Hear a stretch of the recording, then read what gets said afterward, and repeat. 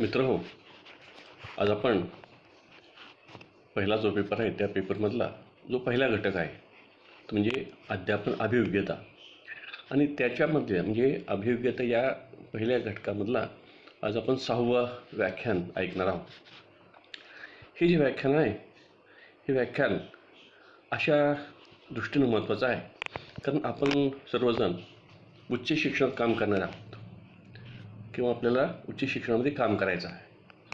तर या उच्च शिक्षणामध्ये ज्या आपल्याला अध्यापन पद्धती वापरायच्या आहेत त्या कोणकोणत्या अध्यापन पद्धती आहेत, त्यांची वैशिष्ट्ये काय आहेत आणि त्या पद्धतीच्या मर्यादा काय आहेत, या सगळ्यांचा विचार आपण या व्याख्यानामध्ये करणार आहोत. यामध्ये 2 महत्त्वाचे प्रकार पडतात. एक म्हणजे शिक्षक केंद्रीय अध्यापन पद्धती आणि दुसरी असते ती विद्यार्थी केंद्रित अध्यापन पद्धती. पहिला जो प्रकार आहे तो आपल्याला थोडा परिचयाचा आहे, ज्याला आपण शिक्षक केंद्रीय अध्यापन पद्धती असं म्हणतो. त्यामध्ये व्याख्यान पद्धती ही आपल्या अत्यंत परिचयाची आहे. यामध्ये काय असतं पहा, तर जो व्याख्यान देणारा व्याख्याता असतो किंवा आपण नेहमीच्या भाषेत सांगायला म्हणजे शिक्षक असतो.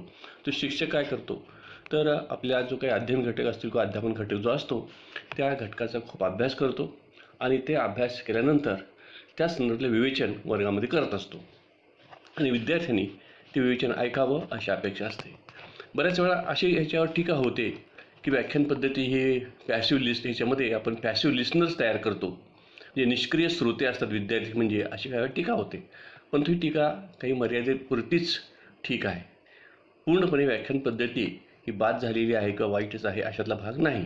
त्याचं कारण असं लक्षात घ्या, किंवा अशी कल्पना असते किंवा अशी अपेक्षा असते, शिक्षक ज्यावेळेला बोलत असतो, शिक्षक व्याख्यान देत असतो त्यावेळेला विद्यार्थी ते ऐकत असतो आणि ऐकत असताना त्याची एक विचार प्रक्रिया सुरू झालेली असते. म्हणजे शिक्षक विधान करतो, त्या विधानाच्या अनुषंगानं विद्यार्थी तो पहिल्यांदा ग्रहण करतो आणि ग्रहण करत असताना त्याचा अर्थ लावण्याचा प्रयत्न करतो. आपल्याकडे जे पूर्वज्ञान आहे त्याच्या अनुषंगानं त्या नवीन त्या विधानाला म्हणा, नियमाला म्हणा, सूत्राला म्हणा, तो अर्थ लावण्याचा प्रयत्न करतो. अशा अर्थानं तो मेंटली प्रिपेअर्ड असतो. अगदीच तो पॅसिव्ह असतो असं म्हणणं चुकीचं आहे. परंतु तरी देखील दिसताना आपल्याला दिसतं, असं वाटतं की ही पद्धती जी आहे ही पद्धती थोडीशी विद्यार्थ्यांना फारसं काही क्रियाशील ठेवत नाही असं वाटतं लोकांना, आणि त्यामुळे ह्याच्यावर खूप टीका झालेली आहे. आणि तरी देखील हीच पद्धती आजही प्रामुख्यानं वापरली जाते. मग आता ही व्याख्यान पद्धती आहे, ही व्याख्यान पद्धतीसुद्धा आपल्याला जी काही आपण व्याख्यान पद्धती ज्याला म्हणतो समजतो ती थोडीशी आणखी आकर्षक, त्यातले दोष काढून आकर्षक करता येते. काही चित्र दाखवून म्हणा, काही व्हिडिओज दाखवून म्हणा, काही तुमच्या अलीकडं पॉवरपॉईंट प्रेझेंटेशन करून ही व्याख्यान पद्धती देखील आपण आकर्षक आणि मनोरंजक करू शकतो. दुसरी जी पद्धती आहे ती म्हणजे दिग्दर्शन पद्धती. ही विशेषतः विज्ञान विषयामध्ये जास्त करून वापरली जाते, काही प्रमाणात ही भूगोलातही वापरली जाते.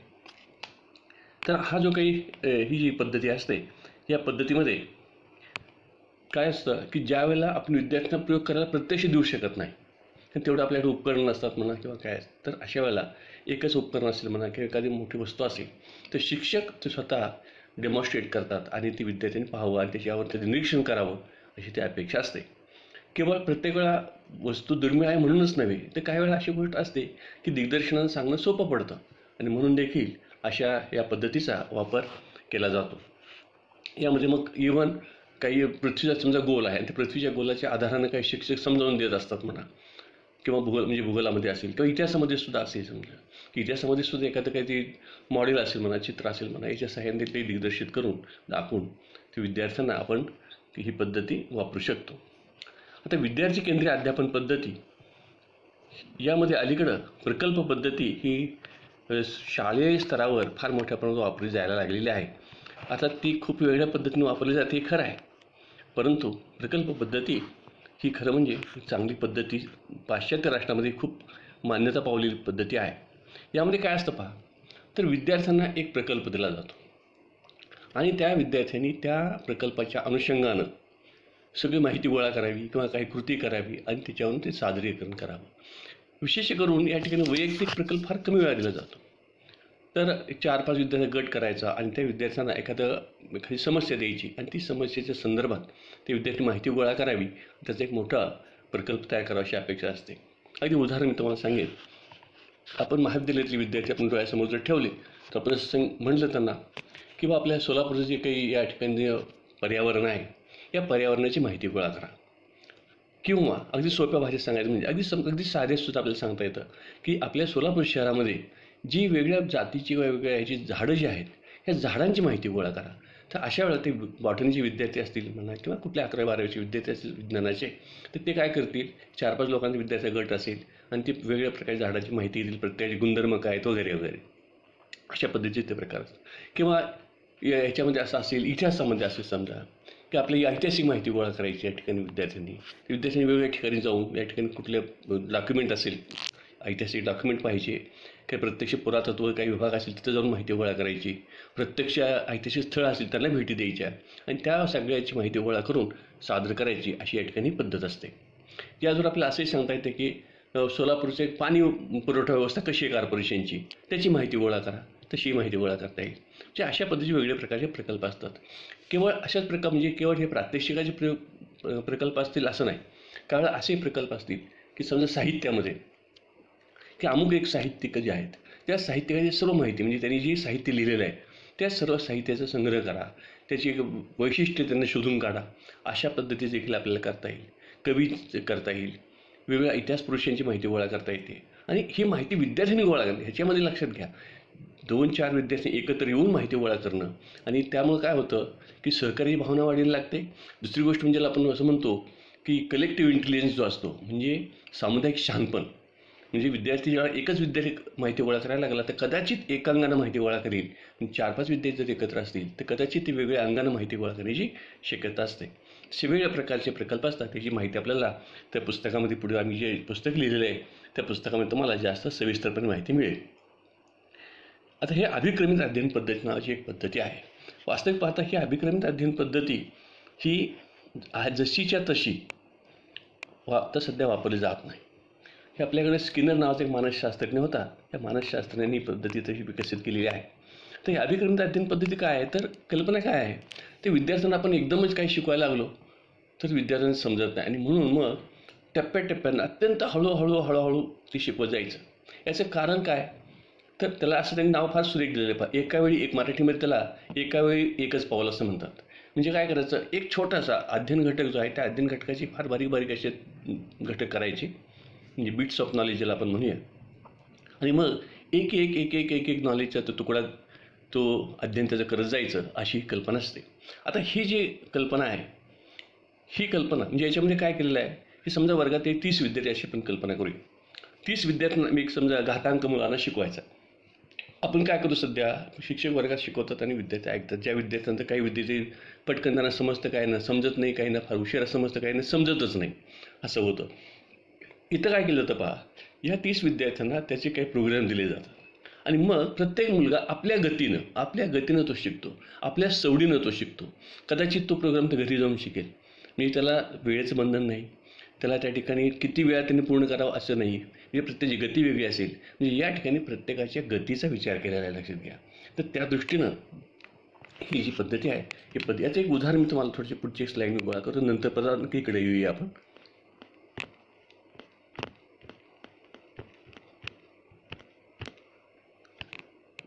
थोडंसं तुम्हाला अस्पष्ट दिसेल, एक मिनिट.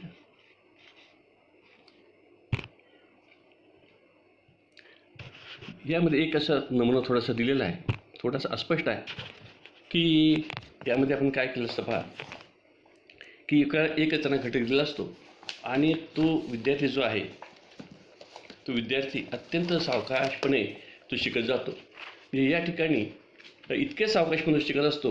आता पहा, यातली पहिली चौकट आहे, पहिल्या ह्याच्या चौकटीमध्ये असं दिलेलं आहे की 2चा घन मध्ये 2ला पाया व 3ला घातांक म्हणतात, असे स्टेटमेंट दिलेलं आहे. आणि खालच्या त्या चौकटीमध्ये खालच्या ओळीमध्ये असं म्हणलेलं आहे, म्हणून 4चा 6वा घात मध्ये 4ला टिंबटिंब व 6ला टिंबटिंब म्हणता येईल.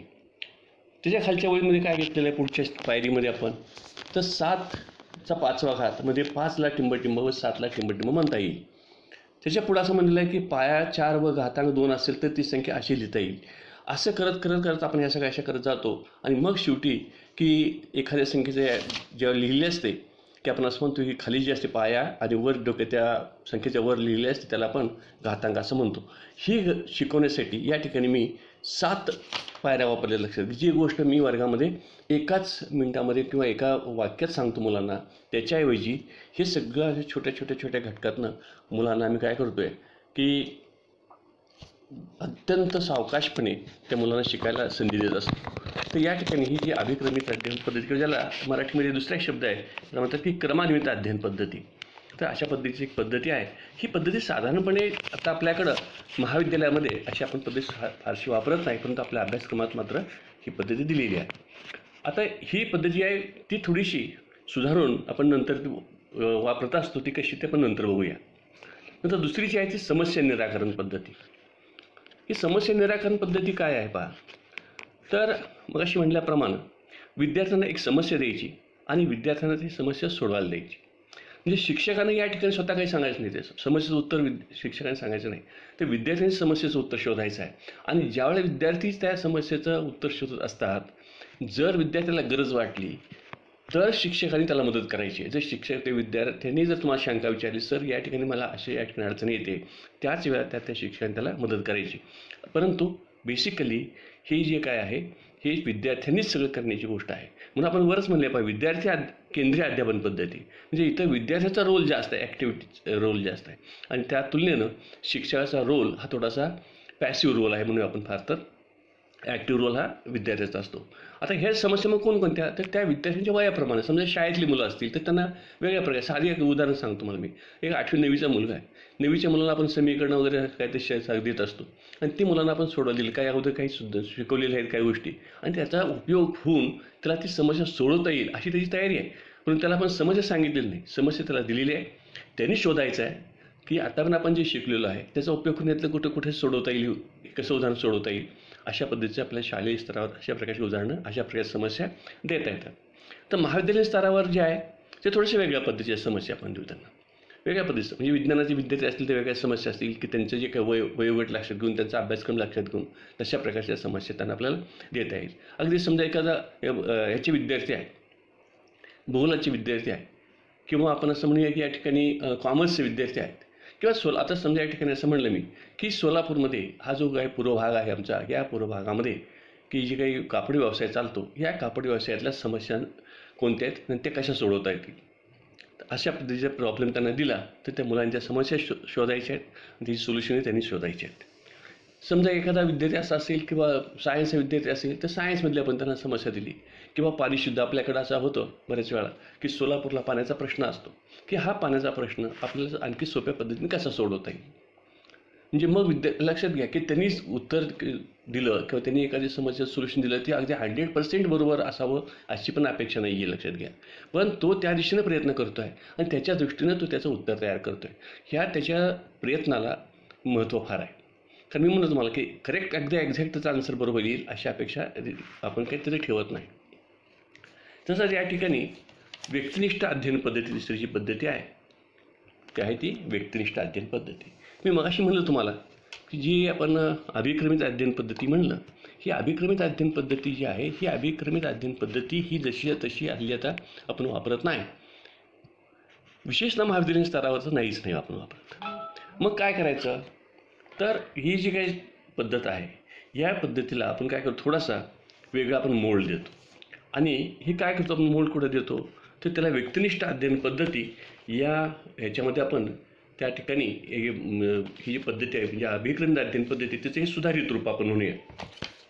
आता ही जी पद्धती आहे ही तशी अगदी ह्याचं जर म्हणलं की 1974 साली ग्रीन नावाचं मग आपण पहिलं जे व्याख्यान ऐकलं त्याच्यामध्ये आपण थॉमस ग्रीनचं नाव घेतलं होतं.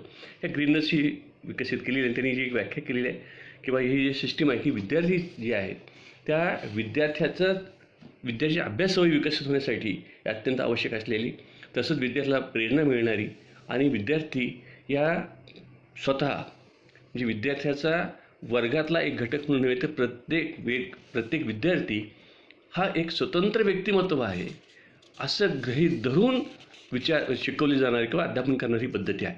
म्हणजे कसं होतं पहा, मगाशी मी म्हणलो तुम्हाला की वर्गात आपण ज्यावेळेला शिकवतो त्यावेळेला काय करतो, तर आपण साधारणपणे वर्गाचा एकूण सरासरी विचार करत असतो की सरासरी बुद्धिमत्तेचे विद्यार्थी किंवा सरासरी सामान्य ज्ञानाचे विद्यार्थी असे डोळ्यासमोर ठेवून आपलं कथन आपण करत असतो. आपण तशी उदाहरणं देत असतो आणि असे गृहीत धरतो की हे सगळं मुलांना समजतं आहे. आता इथं असं नाही करणार आम्ही. तर इथं आम्ही काय गृहीत धरतो आहे, तर प्रत्येक मुलगा हा वेगळा आहे आणि म्हणून प्रत्येक मुलगा हा वेगळा आहे असं गृहीत धरून आम्ही ही पद्धती वापरतो. आता ही जी काही पद्धती आहे, या पद्धतीमध्ये मी अशी म्हणल्याप्रमाणे ही अभिक्रमित अध्ययन पद्धती जी आहे तिचंच ही थोडं विकसित रूप आहे. प्रत्येक विद्यार्थ्याला वेगळ्या पद्धतीनं आपण देतो. म्हणजे काय होतं पहा, की आपण अशी कल्पना करूया की वर्गात एक 4-5 विद्यार्थी की त्यांना तुम्ही जे काही शिकवत आहे म्हणा किंवा ते त्यांना लक्षात येत नाही किंवा त्यांना समजलेलं नाही. आपण काय गृहीत धरतो, ह्या 5 मुलांना समजलं नाही ना, ठीक आहे, आता आपण 5 मुलांना पुन्हा सांगूया. तर पुन्हा सांगून काहीच फायदा नाही, कारण तुम्ही ज्या पद्धतीने सांगितलं पहिल्यांदा त्याच पद्धतीने जर तुम्ही पुन्हा सांगणार असाल तर पुन्हा तीच अडचण त्या मुलांना येईल. आणि म्हणून त्याचा वेगळा विचार आपल्याला करायला पाहिजे. मग काय करायला पाहिजे, तर त्यांना का समजलं नाही ह्याचा विचार करायचा आणि मग त्याला ज्याचा वेगळ्या पद्धतीने सांगायचं, म्हणजे उपचारात्मक आपण त्याला अध्यापन करतो आहे. त्याचबरोबर आणखी एक गोष्ट करत असतो, 5 मुलांना जे समजलं आहे असं आपण म्हणतो आहे, त्यावेळा प्रत्येक मुलाचं न समजण्याचं कारण सारखंच असेल सांगता येत नाही. प्रत्येकाचं कारण वेगवेगळं असू शकेल.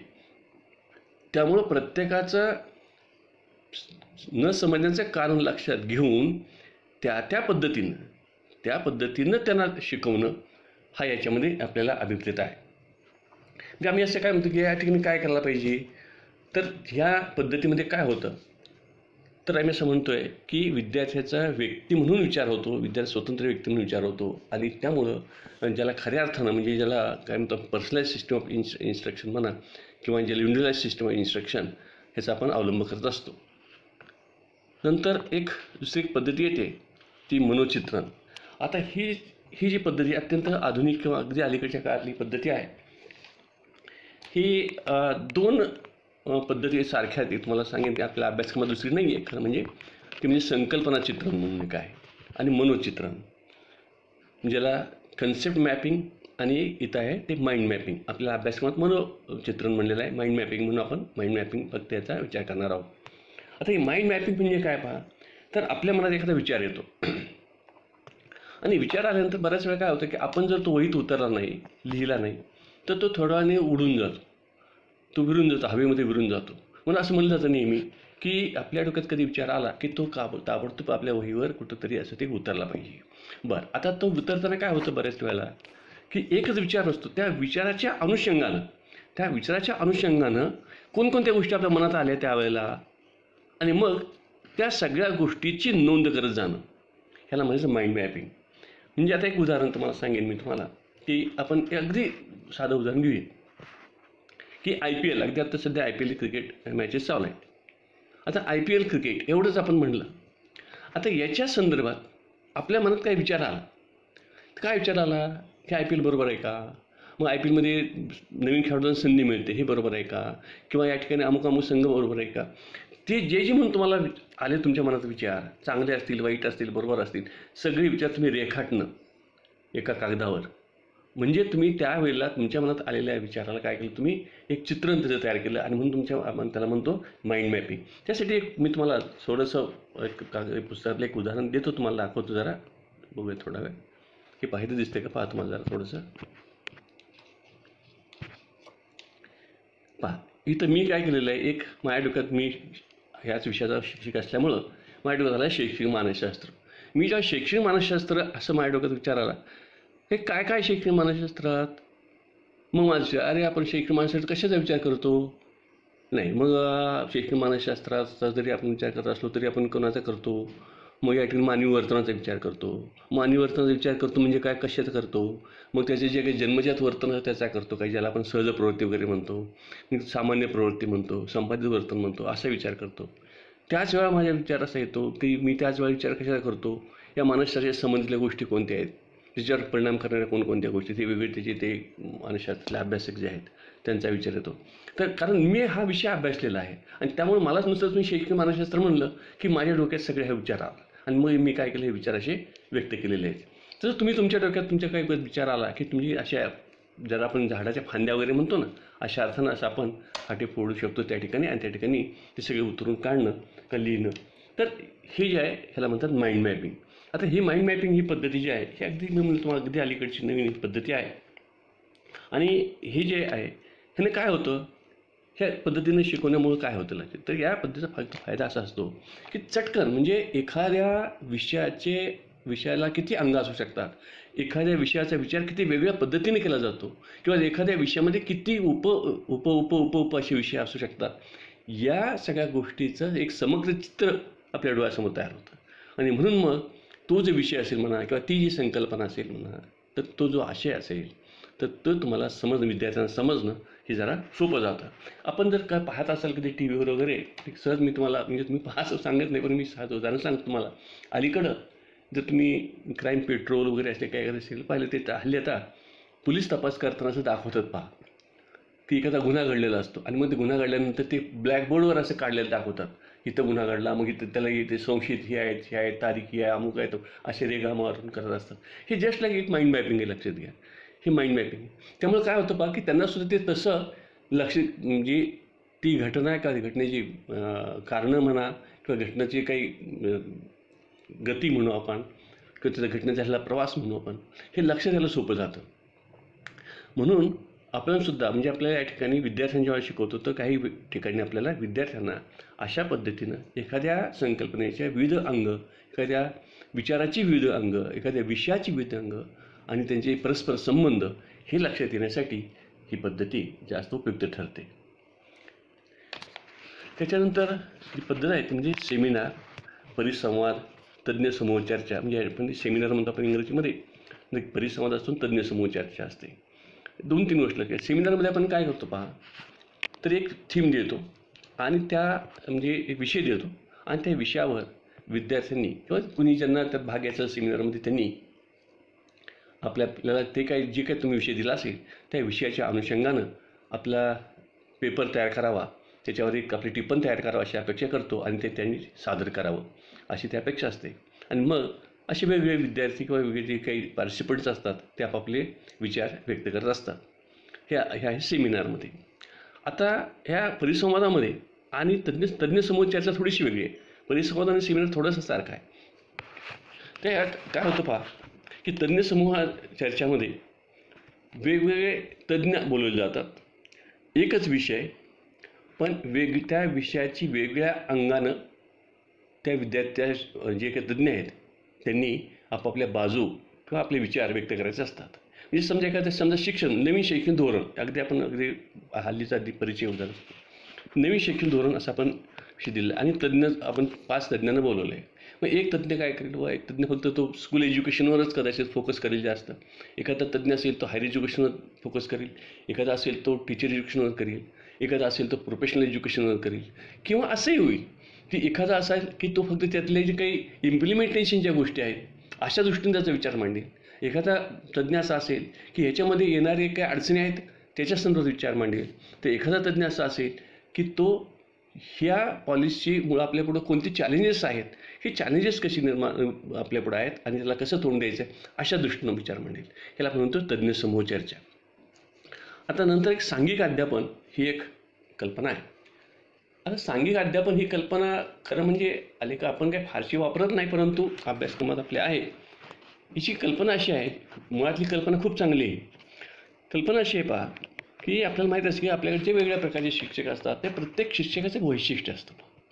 एखाद्या शिक्षकाचा असतो की तो चांगलं बोलतो, म्हणजे याचं जे काही बोलणं असतं ते खूप चांगलं असतं, चांगली उदाहरण देतात, त्यांना फ्लुएंटली ज्याला आपण म्हणतो त्यांना बोलता येतं. काही शिक्षक असे असतात की त्यांना चांगलं डेमॉन्स्ट्रेशन दाखवता येतं. काही शिक्षक असे असतात की त्यांचं चांगलं ब्लॅकबोर्डवर चांगलं असतं, म्हणजे फळ्यावर चांगल्या डायग्राम्स चित्र काढणं वगैरे असा प्रकार चांगला असतो. तर अशा 2-4 एकाच लेक्चरसाठी किंवा एकाच अध्यापन विषयासाठी 4 शिक्षकांनी एकत्र येणं, मग एकानं काय करायचं, आपला रोल फक्त डेमॉन्स्ट्रेशनचा रोल करायचा जिथं आवश्यक आहे त्या ठिकाणी, एकाने फक्त व्याख्यान द्यायचं आहे, एकाने त्याचा काही संबंध आहे, या चित्र जर काढायचं असेल बोर्डवर किंवा काही लिहायचं असेल तर त्याने ते लिहायचं. म्हणजे प्रत्येक शिक्षकाच्या वैशिष्ट्यपूर्ण जी त्यांची गुणवैशिष्ट्ये आहेत त्याचा उपयोग करून, त्याची जी चांगली कौशल्य आहेत त्याचा उपयोग करून विद्यार्थ्यांना चांगल्या पद्धतीनं अध्यापन करणं हा याच्यामध्ये भाग असतो. हा भाग मी म्हणलं की तशी ही कल्पना खूप आदर्श आहे, परंतु प्रत्यक्ष वापराच्या दृष्टीनं ही थोडीशी अव्यवहार्य वाटते. कारण अशी आपल्याकडचे परिस्थिती पाहता अशी शक्यता फार कमी असते की 4 शिक्षक एकत्र येणं आणि त्यांनी एखादा विषय शिकवणं, ही थोडीशी थोडी कल्पना म्हणलं की आदर्श कल्पना आहे, परंतु अव्यवहारी थोडीशी वाटते, पण जी आहे ती आहे मात्र. नंतर बुद्धिमंथन, त्याला इंग्रजीमध्ये आम्ही हे सांघिक अध्यापनाला टीम टीचिंग म्हणतो आपण, आणि बुद्धिमंथनला आपण ब्रेन स्टॉर्मिंग असं म्हणतो. आता हे ब्रेन स्टॉर्मिंग काय आहे? ही अत्यंत अलीकडं विशेषतः वरच्या वर्गामध्ये वापरली जाणारी किंवा वापरावी अशी अपेक्षा असणारी अशी पद्धत आहे. इथं कल्पना अशी आहे पहा, की पुढचा जो विद्यार्थी वर्ग माझ्या आता खालच्या वर्गाचा वापरता येतेच, वापरता येत नाही असं नाही, परंतु विशेष करून आपल्याला महाविद्यालयीन स्तरावर खूप चांगल्या पद्धतीनं आपल्याला वापरता येते. आता काय इथं अपेक्षा आहे? इथं अपेक्षा अशी असते की विद्यार्थ्यांना एक समस्या द्यायची आणि त्या समस्येची उत्तरं वर्गातच म्हणजे पहा विद्यार्थ्यांना आपण विचारायचे. त्यांनी विद्यार्थ्यांनी विचार करायचे त्या समस्येवर आणि त्या उत्तर जी येतील ती उत्तरं जी आहेत ते शिक्षकांनी नोंद करत द्यायचं आपल्याला. आता हे विचार करत असताना त्या विद्यार्थ्याला कुठलंही बंधन नाही लक्षात घ्या. म्हणजे अमुकच अशाच पद्धतीने विचार करा, अमुकच पद्धतीने विचार करा असं काय त्याच्यावर कुठलेही बंधन नाही. त्याला जे वाटेल ते म्हणजे अगदी पूर्ण ज्याला काय वेळेला असं आपण म्हणूया की त्याचं उत्तर हे वेड्यासारखं उत्तर आहे, ते सुद्धा शिक्षण उत्तर स्वीकारायचं आहे आणि त्याची नोंद करायची आहे. आता एक उदाहरण तुम्हाला सांगतो.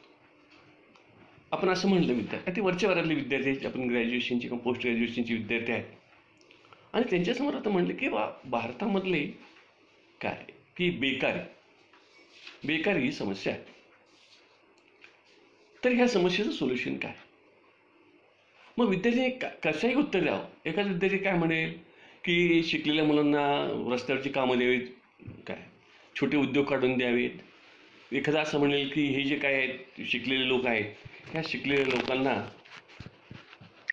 खरं म्हणजे विशेष करून जे जास्त स्पेशलाइज एज्युकेशन घेतात त्यांना सामान्य नोकऱ्या करूच देऊ नयेत.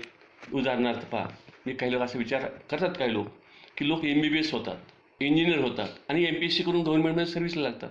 म्हणजे मग काय केलं त्यांनी, एक डॉक्टरची जागा म्हणजे एकतर मेडिकल ॲडमिशन मिळत नाही ती त्यांनी घालवलं आणि आता काय करणार तर तो तिकडे कलेक्टर झाला. ठीक आहे, तिथे कलेक्टर उपयोग होईल खरं आहे, परंतु प्रश्न असा येतो की मग तिथली जागा गेली. म्हणजे अशा वेगळ्या पद्धतीने विचार केला. काहींनी म्हटलं की नाही बा या ठिकाणी लोकसंख्या कमी केली पाहिजे. काहींनी सांगितलं पाहिजे नाही सक्ती करा, सगळ्यांना मिलिटरी शिक्षण द्या, सगळ्यांना मिलिटरीत पाठवून द्या. काहींनी सांगितलं असं की नाही सगळी मुलं जी कॉलेजमधली मुलं आहेत ना हे सगळ्यांना शेतात काम रोजगार हमीच्या कामावर लावा. अशा वेगळ्या प्रकारचे उत्तर येतील. आता ह्यातले मग आता हे सगळे उत्तर आपण नोट डाऊन शिक्षक करणार आहे बोर्डवर आणि मग या प्रत्येक उत्तराचं समर्थन आणि त्याचं काही जे ज्याला काय म्हणतो समर्थन असेल त्याला काउंटर पार्ट असेल, म्हणजे त्याला काउंटर करणारी गोष्ट असेल, विरोधास करणारी विधान असेल, ही त्याची चर्चा घडवून आणायची वर्गामध्ये. आणि मग काही सगळीच्या सगळी मी म्हणलं समजा अशी आपण कल्पना करू की या समस्येच्या उत्तरासाठी वर्गात 15 लोकांनी हे दिले वेगवेगळे पर्याय दिलेले आहेत, सोल्युशन्स दिलेले आहेत. हे 15 पर्याय बरोबर नाही, बरोबर आहे. मग काय झालं की प्रत्येक पर्याय तुम्ही तपासून पाहिला. अमुक हे पर्याय समजा आपण सगळ्या मुलांना कॉलेजला न पाठवता सरळ शेतावर कामाला पाठवायचं असं एक जणांनी सांगितलं पर्याय दिला. मग असं केलं तर काय काय होऊ शकेल मग त्याच्यात मग नाही हा पर्याय काय बरोबर होणार, मग त्याला काढ मारले आपण. मग सर्व ह्यांना उद्योगधंदे काढून द्यावेत, मग हा पर्याय काढला तर काय होईल. अशा पद्धतीनं प्रत्येक पर्यायाचं मूल्यमापन करून त्यातले जे काही योग्य वाटतील पर्याय तुम्हाला 2-4 काय असतील ते पर्यायी आहेत ते शेवटी आपण त्याचं काय म्हणूया की टेंटेटिव्ह उत्तर, ते सुद्धा पूर्ण उत्तर असेल असं नाही. त्या सोल्युशनचं टेंटेटिव्ह ज्याला काय म्हणू आपण की तात्पुरतं का होईल ते उत्तर असं असेल, तात्कालिक उत्तर असेल किंवा उपाय असं समस्येचं. पण त्या ठिकाणी समस्येच्या उत्तराला फार महत्त्व नाही. लक्षात घ्या. पुन्हा समजा आपण अशी कल्पना करूया की ही जे समजा आपण 15 जणांनी पर्याय आपल्याला दिले होते समस्येच्या सोल्युशनसाठी म्हणून, पण आणि आम्ही हे समजले नाही त्यातले त्यात आम्हाला 4-5 पर्याय बरे वाटले. तर हे 5 बरे वाटणं सुद्धा आम्हाला फार महत्त्वाची गोष्ट नाही. 5 बरोबर असले पाहिजे हे सुद्धा आम्हाला अपेक्षा या ठिकाणी काय, या पद्धतीमध्ये आम्हाला अपेक्षित काय आहे तर मुलांनी चर्चा करणं, मुलांनी विचार करणं त्या समस्येवर, त्या समस्येचा विविध अंगाने विचार करणं, या विचार प्रक्रियेला विद्यार्थ्याला प्रवृत्त करणं हे अपेक्षित आहे. आणि म्हणून बुद्धिमंथन ही पद्धती विशेष करून मग म्हणल्याप्रमाणे वरच्या मार्ग मी तर नेहमी म्हणेन की कॉलेजमध्ये तर खरं म्हणजे काय आता विद्यार्थ्यांना कशाला शिकवायला पाहिजे. पुस्तकं त्यांना आपण मराठी लिहायला वाचायला येतं, इंग्रजी पण थोडंफार लिहायला वाचायला येतं आणि पुस्तकं तर बाजारात आहेत. मग वर्गात शिकवायला पाहिजे का? शिकवायचं म्हणजे काय करायचं शिक्षकांनी? वर्गात फक्त घरी बसून लिहायचं, नोट्स काढायच्या आणि परत वाचून दाखवायच्या, हे शिकवणं होईल का? नाही. तर विद्यार्थ्याला ते जे वर्गात समजा इकॉनॉमिक्ससारखा विषय आहे, तर इकॉनॉमिक्ससारख्या विषयामधले जे काही सिद्धांत असतील त्या सिद्धांताच्या अनुषंगाने विद्यार्थ्याला विचार करायला शिकवणं हे महत्त्वाचं आहे आणि हेच ह्या पद्धतीचं प्रमुख उद्दिष्ट आहे. तर या दृष्टीनं या पद्धतीकडे आपण पाहायचं आहे. नंतर शेवटी आहे ते ऑनलाईन आणि ऑफलाईन. आता हा ऑनलाईन ऑफलाईन आपल्याला जे काय आहे ते आपलं ऑनलाईन आता अलीकडं खूप माहिती झालेली आहे. विशेषतः कोरोना काळात आपल्याला सगळ्यांनाच ऑनलाईनच्या त्याची उपयुक्तताही कळालेली आहे आणि त्याची मर्यादा पण लक्षात आलेली आहे. ऑनलाईनमुळे काय झालं फायदा माझ्या दृष्टीने सर्वात मोठा फायदा काय होतो लक्षात घ्या. तर मग सर्वांना आता माहीत आहे तरी मी आपलं पुन्हा एकदा तुम्हाला सांगतो आहे की एखाद्या ठिकाणी शिकवणारा शिक्षक जो आहे एक चांगला शिक्षक आहे, त्या चांगल्या शिक्षकाचं अध्यापन हे अगदी ग्रामीण भागातल्या मुलाला देखील ऐकायला मिळेल किंवा त्याला अध्ययन करायला त्याचं मिळेल. अगदी अमेरिकेतला एखादा चांगला शिक्षक वर्ग शिकवतो आहे त्याचं मला या ठिकाणी त्याचा व्हिडिओ उपलब्ध होतो आहे. मी यूट्यूबवरून त्याचा व्हिडिओ पाहतो, माझ्या विद्यार्थ्यांना दाखवतो आहे. आपल्याकडं मला वाटतं मागच्या मी एका व्याख्यानाने उल्लेख केला होता, आपल्याकडे जे रणजित सिंह डिसले म्हणून जे शिक्षक आहेत या शिक्षकांनी ऑस्ट्रेलियातल्या, आफ्रिकेतल्या, अमेरिकेतल्या शिक्षकांचं अध्यापन प्रत्यक्ष तर शाळेतल्या मुलांना दाखवले वर्गात, जे उत्कृष्ट जे काय आहे ते आपल्याला दाखवता येतं. त्याचबरोबर आता आपण अगदी इतकं लांब जाऊ नये, ठीक आहे आपल्याला अमेरिकेतलं नाही बाबा आम्ही कामाला नको आम्हाला अमेरिकेतलं काय, पण किमान आम्ही असं म्हणतो की आपल्या भारतामध्ये सुद्धा ज्या ज्या ठिकाणी चांगल्या विद्यापीठ आहेत, चांगले शिक्षक आहेत आणि आपल्याला माहिती आहे की नामांकित शिक्षक आहे अमुक अमुक विषयातले, तर त्या तज्ज्ञांचं काही ज्ञान असेल म्हणा असेल तर हे मला या ठिकाणी आपल्या सोलापुरातल्या विद्यार्थ्यांना देखील उपलब्ध करून देता येतं. म्हणजे अगदी सरळ उदाहरण मी तुम्हाला सांगेन की पुण्यातलं फर्ग्युसन कॉलेज आहे असं आपण कल्पना करूया, थोडा समजूया थोडा वेळ की तिथे उत्कृष्ट फिजिक्सचे शिक्षक आहेत. आपल्याला नारळीकरचं माहिती आहे, ते आपण नावानिशी मी तुम्हाला सांगतो, गणितातले नारळीकर माहिती आहेत. नारळीकरांचं स्वतःचं व्याख्यान आपल्या सोलापुरातील मुलांना कसं ऐकायला मिळेल इतर वेळेला, तर नारळीकर तर इथे येणं फार अवघड आहे ना, त्यांनी प्रवास करणं या वयामध्ये आणि त्यांना सगळं आणणं सगळं, त्यापेक्षा ऑनलाईन आपल्याला सहज उपलब्ध होती. म्हणजे अशा पद्धतीनं ऑनलाईनचा उपयोग होतो. त्याचबरोबर एकाच वेळेला लक्षात घ्या ऑनलाईनमुळे काय होतं आणखी, तर ऑनलाईनमुळं खूप शिक्षण स्वस्त होऊन जातं. म्हणजे आता सध्या जे आपल्याकडं वेबिनार चालू आहे सगळीकडं, आणि ह्या वेबिनारमध्ये आपल्याला माहीत असेल की मी स्वतः मला चांगलं आठवतं की जवळजवळ मी 7 ते 8 ठिकाणी व्याख्यानं दिली, म्हणजे मी घरातूनच व्याख्यान दिलेली आहेत, परंतु माझं ऐकलं मात्र वेगवेगळ्या ठिकाणच्या लोकांनी नवीन शैक्षणिक धोरणावर. म्हणजे काय झालं पहा, या ठिकाणी मी कुठे गेलो नाही, म्हणजे मला त्या संस्थेला ज्या संस्थेसाठी म्हणून मी ते व्याख्यान त्या संस्थेने अरेंज केलं होतं त्यांनी मला मानधन दिलेलं नाही, की त्यांना प्रवास भाडं द्यावं लागलं नाही, त्यांना कार्यक्रम अरेंज करावा लागला नाही, गुच्छ द्यावा लागलेला नाही, त्यामुळे कुठलाही पैसा द्यावा लागला नाही आणि मी त्यांना या ठिकाणी व्याख्यान दिलेलं आहे. असेच अनेक ठिकाणचे आज आपण भारतभर सगळ्या जगभर आहे, पण आता आपल्याकडे कोरोनामुळे आपण भारतभर तर नक्कीच अजून महाराष्ट्रामध्ये सुद्धा हे पाहतो आहोत की खूप लोक अशा प्रकारची व्याख्यानं देत आहेत आणि खूप स्वस्त झालं नाही, म्हणजे फार सोपं झालं. बरं पुन्हा आपल्या सोयीनं, कारण हे दोन्ही प्रकार आपण म्हणतो की झूमवरून तुम्ही पाहताय किंवा तुम्ही त्या गुगल मीटवरनं पाहताय आणि त्याचबरोबर तुम्ही यूट्यूबवरनं पण पाहताय. म्हणजे यूट्यूबवर जर ते उपलब्ध असेल तर मी नंतरही पाहतो, समजा दुपारी जर व्याख्यान असेल तर त्याच वेळी पाहिलं पाहिजे असं नाही, कारण मी त्यावेळेला कामाला होतो किंवा मी दुसऱ्या काही कामात होतो, संध्याकाळी मी माझ्या सवडीनं पाहतो. म्हणजे माझ्या सवडीनं पाहता येतं, मला माझ्या चांगल्या माणसाचं मला ऐकता येतं, मोफत ऐकता येतं. म्हणजे आपण ऑनलाईन शिक्षणामुळं आपण अत्यंत कमी पैशामध्ये कमी श्रमामध्ये अत्यंत क्वालिटीचं एज्युकेशन अगदी दूरपर्यंत पोहोचू शकतो. आता ह्याच्या मर्यादा काय आहेत, मग जसं ह्याचे फायदे आहेत, खूपच फायदे आहेत, मर्यादा काय आहेत, मर्यादा माझ्या दृष्टीने ह्या आहेत. विशेषतः खालच्या वर्गामध्ये म्हणजे शाळामध्ये मात्र विशेषतः प्राथमिक शाळेमध्ये मुलांना शिकवणं, शिक्षकांना वर्गात शिकवणं तो काय आशय असतो माझ्या दृष्टीनं फार महत्त्वाचा नसतो असं नाही, पण तो फार महत्त्वाचा नसतो. त्या ठिकाणी महत्त्वाचं काय असतं तर शिक्षक आणि विद्यार्थी यांचा समोरासमोर असलेला संबंध, त्यांचा रॅपोर्ट, हा रॅपोर्ट जो असतो तो फार महत्त्वाचा असतो. शिक्षकांनी मुलाच्या पाठीवर हात टाकणं हे मुलाला खूप आवडत असतं. हे जे काही प्रेम असतं, हे जे वातावरण असतं ते वातावरण ह्यात मिळत नाही. हे आपण खूप तांत्रिक राहतो, कोण कुठले शिक्षक माहीत नाही आपल्याला, आपलं यश केलं नंतर पाहिलं अशा पद्धतीचं होतं आणि एक प्रकारचा तुटकपणा येतो. म्हणजे प्राथमिक शाळेमध्ये म्हणेन मी, कॉलेजमध्ये मात्र थोडंसं काही इतकं जवळीक असत नाही मुलांची शिक्षकांची, पण ह्याच्यामध्ये हा भाग येतो. तसंच यामध्ये कौशल्याचं अध्यापन करणं थोडंसं कठीण जातं. म्हणजे विशेषतः प्रयोग सायन्समधले प्रयोग असतील वगैरे तर ऑनलाईनमधनं प्रयोग दाखवणं शक्य आहे, परंतु प्रत्यक्ष विद्यार्थ्याला करायला ही थोडी संधी मिळत नाही, थोडंसं अवघड पडतं. त्याचबरोबर व्हॅल्यू एज्युकेशन ज्याला म्हणतो आपण, म्हणजे मूल्य शिक्षण जे म्हणतो आपण, मूल्य रुजवण्यासाठी म्हणून याचा फार उपयोग होईल असं वाटत नाही मला. आता व्याख्यान देऊन फार होईल, परंतु खरं म्हणजे मूल्य कशी रुजत असतात, मूल्य नुसती व्याख्यानं ऐकून नाही रुजणार, तर प्रत्यक्ष तो शिक्षक असतो, त्या शिक्षकाकडे विद्यार्थी पाहत असतो आणि तो विद्यार्थी शिक्षकाकडून केवळ तो विषय शिकत नाही.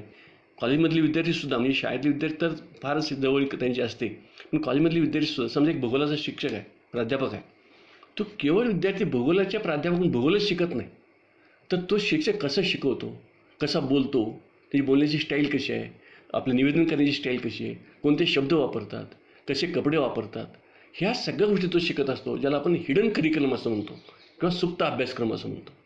म्हणजे हे शिकत असतो. ही शिकण्याची सोय ह्याच्यामध्ये नाही. शाळेमध्ये तर खूपच असं असतं, लक्ष द्या, शाळेमध्ये तर विद्यार्थी पूर्ण शिक्षणाचं अनुकरण करतात, पण इव्हन शाळेतच नव्हे तर महाविद्यालयात देखील अशा गोष्टी विद्यार्थी शिकत असतो. म्हणजे जर पाहतो आपण काय, महाविद्यालयीन विद्यार्थीसुद्धा म्हणतात, नाही नाही हे सर आहेत ना, हे सर खूप कडक आहेत, किंवा हे सर आहेत ना, हे खूप सिन्सिअर आहेत, हे खूप चांगलं शिकवतात. म्हणजे ते शिक्षक काय म्हणलेले नाही, ते शिक्षक भूगोल शिकवून गेलेले आहेत, ते शिक्षक गणित शिकून गेलेले आहेत. त्यांनी काय तुम्हाला म्हणलं नाही की माझ्याकडून तुम्ही माझे कपडे कसे घालतो ते पहा म्हणून, पण मुलं मात्र ते करत असतात, लक्षात घ्या. तर ह्या ज्या गोष्टी आहेत, ह्या गोष्टी ऑनलाईनमधून आपल्याला शिकायला मर्यादा पडते, ही त्याची मर्यादा आहे. आता ह्या सगळ्या मी तुम्हाला या सगळ्या पद्धती सगळ्या सांगितल्या, हे सगळे बारकावे तपशील मी फक्त तुम्हाला याची फक्त तोंडओळख करून दिली आहे. याचा सगळा तपशील जो आहे तुम्हाला तपशीलानं वाचल्या पाहिजेत. कारण काय होणार आहे पहा, याच्यावरचे काही प्रश्न आहेत हे तुम्हाला त्या पद्धतीच्या वैशिष्ट्यावरचे प्रश्न येतील, मर्यादेवरचे प्रश्न असतील, आणि मग ते जर प्रश्न आपल्याला सोडवायचे असतील तर आपल्या पुस्तकातूनच ते बारकाईने पाहावं लागेल. आणि म्हणून मग आपल्याला काय करावं लागेल त्यासाठी, की हे जे पुस्तक आहे मी जे लिहिलेलं, या पुस्तकामध्ये तुम्हाला त्याचा सगळा तपशील, अत्यंत तपशीलवार सगळी माहिती तुम्हाला मिळेल. आणि मी असंही म्हणून की आम्ही तर सांगतो की हे पुस्तक तर केवळ आम्ही सेट डोळ्यासमोर ठेवून, लक्षात घ्या, या पुस्तकामध्ये आणि आपल्याकडे जे बाहेर बाजारात उपलब्ध पुस्तक आहे थोडा फरक मी सांगतो तुम्हाला, अगदी अभिमानानं सांगतो की साधारणपणे अशी पद्धत असते पुस्तक लिहिण्याची सेट नेटसाठी किंवा कॉम्पिटेटिव्ह एक्झामिनेशनसाठी, की काय करायचं की वेगवेगळ्या प्रश्नपत्रिका घ्यायच्या आणि प्रश्नपत्रिका सोडून द्यायच्या. आम्ही हा प्रकार केलेला नाही. आम्ही हा बेसिक कन्सेप्ट जे आहे, सगळे जे बेसिक कन्सेप्ट आहेत हे सगळे आपल्या अभ्यासक्रमात ठेवलेले आहेत, हे पुस्तकात घातलेले आहेत, आणि हे बेसिक कन्सेप्टच विद्यार्थ्यांनी अभ्यासात अशी अपेक्षा केलेली आहे. कारण बेसिक कन्सेप्ट तुम्ही समजून घेतल्याशिवाय तुम्हाला उत्तर लिहिता येणार नाहीत. नुसत्या प्रश्नपत्रिका तुम्ही मागच्या सोडवल्या, मी 4 प्रश्नपत्र सोडवल्या, 10 प्रश्नपत्रिका सोडवल्या, कारण पुन्हा मी सांगतो तुम्हाला, पुन्हा सांगतो, सेटमध्ये प्रश्न रिपीट होत नसतात. मग जर प्रश्न रिपीट होत नसतील तर पूर्वीच्या प्रश्नपत्रिका वाचण्यात किती वेळ खर्च करायचा आपण, तर तिथे वेळ न खर्च करता आपण मूळ संकल्पना समजून घ्याव्यात. आणि म्हणून तुम्ही या पुस्तकाचा तुम्ही निश्चितपणे अभ्यास करावा, आणि त्याचा जर तुम्ही अभ्यास केला तर निश्चितपणे तुम्हाला त्याचा उपयोग होईल, असं मी तुम्हाला ग्वाही देतो.